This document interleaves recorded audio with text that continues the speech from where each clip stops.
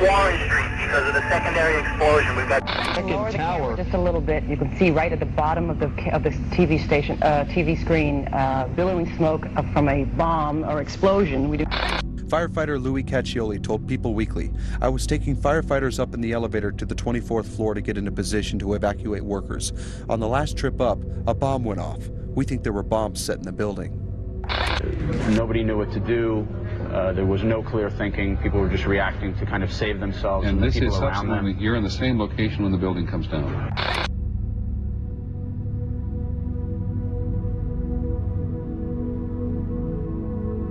We made it at least 2 blocks, and we started running. Floor by floor, it started popping out. It was if they had detonated. Yeah, detonated. They were planned to take down a building. Boom, boom, boom, boom, boom, boom.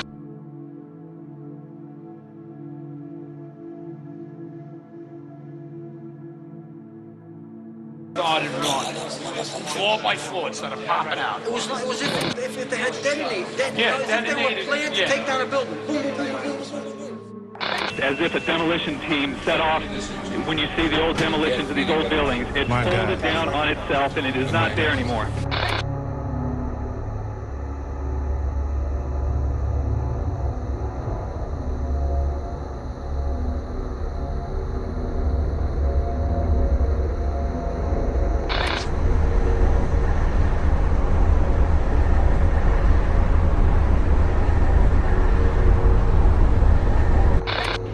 It sounded like gunfire, you know, bang, bang, bang, bang, bang, and then all of a sudden, 3 big explosions.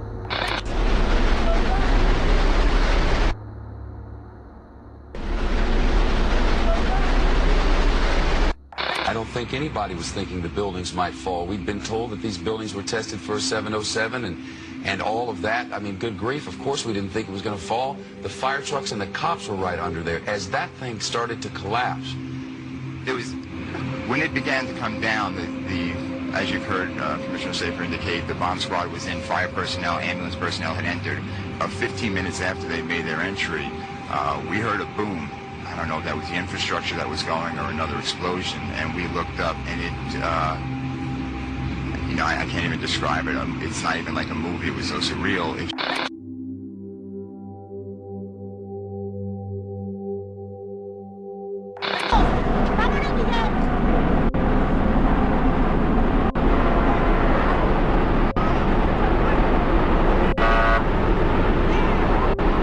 Sample on a police car turned out dangerous. Another sample a couple of blocks away, not dangerous. But most interesting, in the mix, they are looking, they think, at specks of steel that used to be beams and elevators, marble from the lobby floor and facings. So what were once the strongest architectural elements in the 2 towers were pulverized. Large portions turned into clouds like this one. You have 2 110-story office buildings. You don't find a desk. You don't find a chair. You don't find a telephone, a computer. The biggest piece of a telephone I found was half of the keypad, and it was about this big. The building collapsed to dust. What do you think this is? I have no idea. What your guess is? Pulverized cement. Pulverized cement? Concrete, yeah. The concrete. It's just, and you look, and you see, and there's no concrete. There's very little concrete. All you see is aluminum and steel. What happened to the concrete? The concrete was pulverized, and I was down here Tuesday, and it was like you were on a foreign planet. All of Lower Manhattan, not just this site, from river to river, there was dust, powder, 2-3 inches thick. The concrete was just pulverized.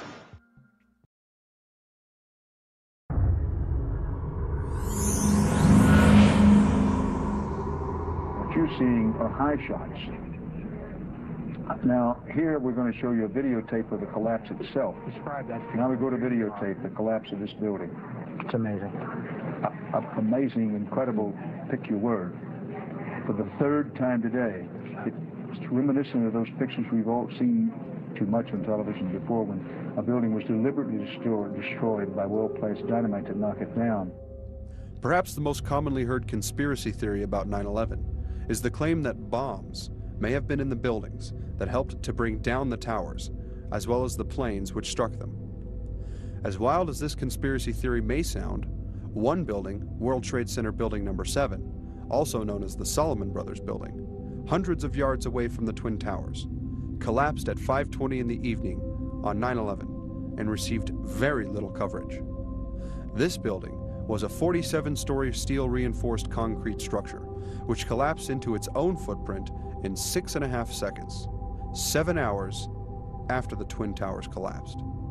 It became the third building in history to fall due to fires, next to the first two, which were the towers.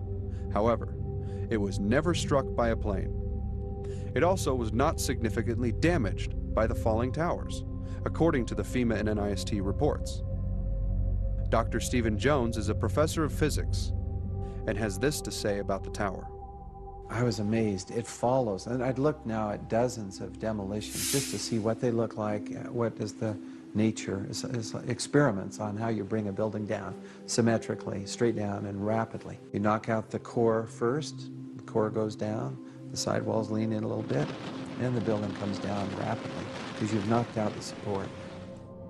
Well, that's exactly how Building 7 came down. The dramatic collapse of World Trade Center 7 is something everyone ought to see. I suspect that few have actually looked at it, something that needs to be explored very carefully, but the characteristics are there. So you look at the building, you see it dip in the middle first, and the sides bow in a little bit, and then you see it come down. 1, 2, 3, 4, 5, 6, just like that. And right down onto its footprint. You see, that's the goal of controlled demolition. You don't want the building to tip over, which is much easier to do with explosives, actually. Just knock out the supports and let her tip. The trusses in the building made it very asymmetrical. There were 24 central columns, steel columns.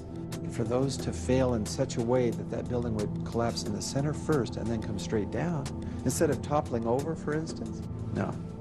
After years of questioning and activism by the family members of victims of September 11th, thousands of government contractors, engineers, architects, and other credentialed experts have joined together and examined the collapse of the Twin Towers and have looked into Building 7.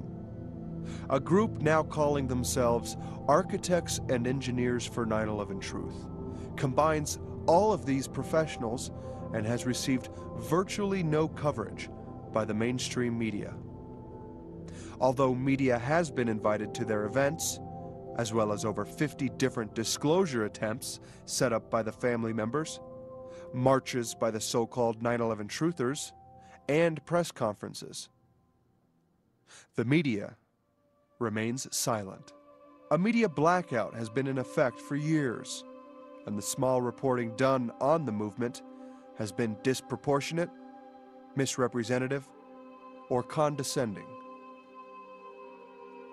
Architects and Engineers for 9/11 Truth was started by Richard Gage, a 25-year professional architect of high-rise, steel-reinforced skyscrapers. In order for the perimeter to fall perfectly and symmetrically, which it pretty much does at Building 7, all of those columns have to be removed within a tenth of a second of each other. Fire cannot do that. Another structural engineer of the over 3,500 credentialed expert members that have joined his group says he can imagine 1 or 2 columns failing. It is possible that you could have a local failure as a result of a connection failing. But the likelihood of that failure dragging the entire building in such a fashion that all the columns would fail at the same time is an impossibility. The entire roofline cascades down neatly into its own footprint. At the same time, jets of debris can be seen shooting out of the walls and going up. NIST can simply declare, NIST has seen no evidence that the collapse of World Trade Center 7 was caused by bombs, missiles, or controlled demolition. And the FEMA report